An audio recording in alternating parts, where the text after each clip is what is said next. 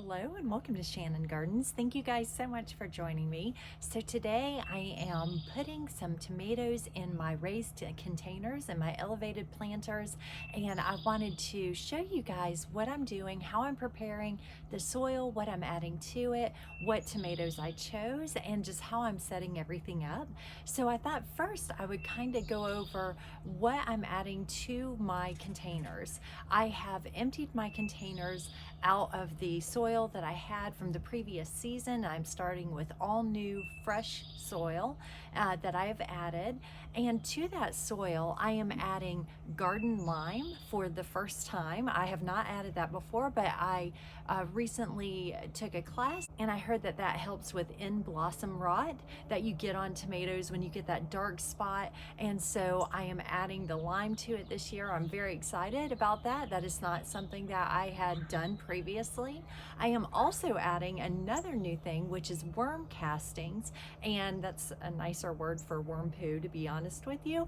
But that is supposed to help with fertilization and with drainage and water retention. So I'll be adding that to my soil as well. And then of course my fertilizer and then my plants. I am also going to be tucking in some marigolds to help with pest prevention while attracting pollinators. So I'll be doing that as well. Now I'm just tucking in a few here or there in my tomato plants or where my tomato plants are, and then I'll have a separate little bed outside of that as well with additional marigolds. Okay, so the first thing I'm starting with is my soil, the soil itself.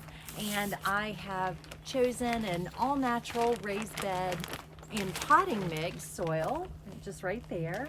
And I just made sure that I chose that, not a garden soil to add because I am doing it in raised planters. And so I want to make sure that I'm using the appropriate soil so that I will have good drainage as well. So I've got my soil there that I've chosen. And then the lime that I mentioned is, I have this organic garden lime that I'm adding as well. And like I said, that is supposed to help with the blossom end rot. So I'm very excited to add that. And then I have my earthworm castings, and it says organic soil enricher. I'll just show that to you guys there.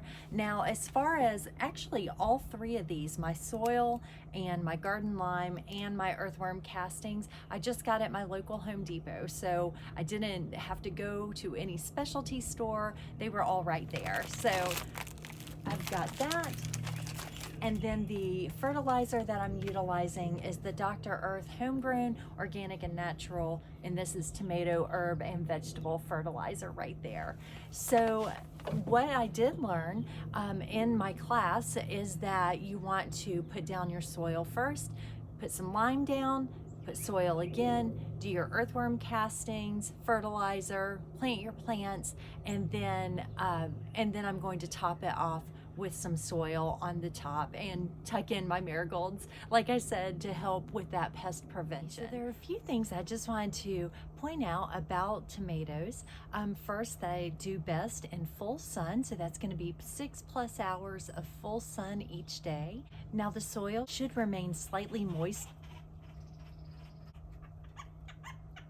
I don't know if you guys can hear that, but that's two woodpeckers that are fighting over suet. Okay, I'm sorry. So anyway, as I was saying, watering, you want the soil to remain slightly moist. You don't want to overwater and you don't want to underwater. Too much or inconsistent watering can cause the fruit to split, and it can also cause the end blossom rot as well. So just be aware of that when you are watering, and you'll want to keep a good eye on that. Now, because they are in full sun, you'll certainly want to make sure that particularly in the middle of the summer, that they're getting the water that they do need. Now, tomatoes are heavy feeders, so you'll want to make sure to stay on a consistent fertilizing schedule. It is suggested with the fertilizer that I am using that I fertilize every 6 to 8 weeks, so I'll make sure to mark that on my calendar and I can adhere to that schedule. And then I'll also be putting pine straw on top, and again, that's just to help with the water retention throughout the summer, just to help keep and retain the moisture in the soil.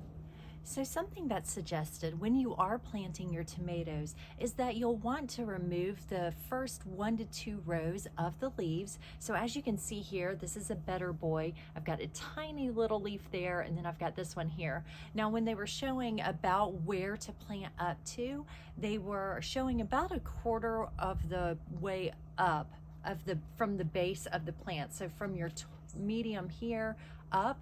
So what I'm going to do is remove these leaves and then bury the plant up to that. Now, in place of those leaves, that's where roots will grow from as well, and it will create a stronger and sturdier plant. So I'm going to do that with all of my tomatoes, and then I'll make sure to plant that about a quarter of the way up in the potting soil in my container. So when choosing tomatoes, there are a couple of classifications that I wanted to make sure to point out to you guys, and that is the indeterminate versus determinate varieties. Now, determinate varieties are more like the bush or patio varieties that are offered. These varieties tend to grow in more of a compact form, good for containers, and they will produce their fruit all at once. So it's a very short window of time that they will produce all the fruit, and then they are done for the season. Now, a lot of people choose the determinate varieties because they want to can or perhaps make sauces or things like that. So they want that fruit to come in all at once. Indeterminate varieties are the larger plants, the more vine-like plants, and those produce over a span of time, so over the season. So it's not all at once like the determinate varieties, but the blossoms and fruit develop progressively over the season, so you're getting that fruit throughout the season. I actually got one determinate variety, so I'll just show that to you guys so you can take a look. But actually right here on the tag, hopefully you guys can see that, but it says the vine type is determinate, and that's actually a celebrity tomato. So I have the one that will be producing all at once, and then all the other tomatoes that I chose are the indeterminate varieties because I really want them to span the season rather than having all the fruit at one time. Okay, you guys, so I have already prepped these planters. They have fresh soil. All the old soil was removed. It's got fresh soil in here. It already has the lime, and so we've done soil on the bottom, lime, soil on the top, and now I'm going to add my earthworm castings and my fertilizer and then get my tomatoes in.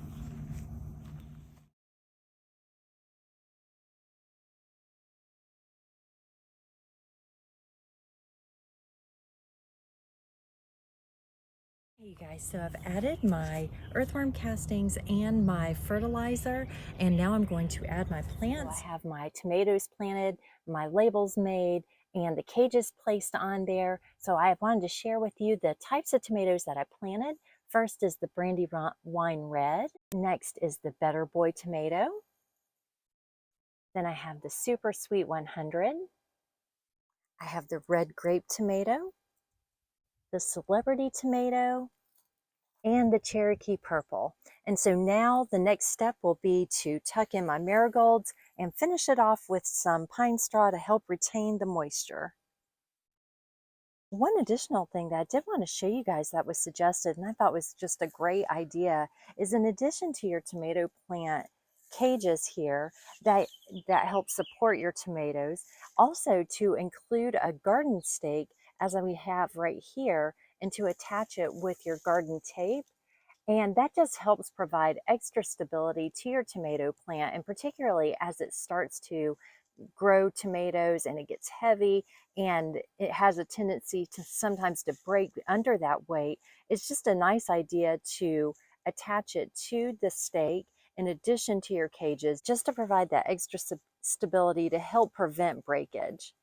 All right, so I have finished my planting and I've got my pine straw down and my marigolds tucked in there, although it's a little hard to see because the pine straw is still a little bit puffy, but I'm so excited to have this done and can't wait for the tomatoes to start coming in. Thank you guys so much for joining me. I'm so excited to get those tomatoes planted and can't wait for them to start producing in the summer. I'm also so excited to try the different way of planting by adding that garden lime and the worm castings and to see how that works as well. And I'll definitely give you guys updates as we go along and the tomato plants continue to grow. So thank you so much again. Please make sure to like and subscribe. And until next time, happy gardening and goodbye.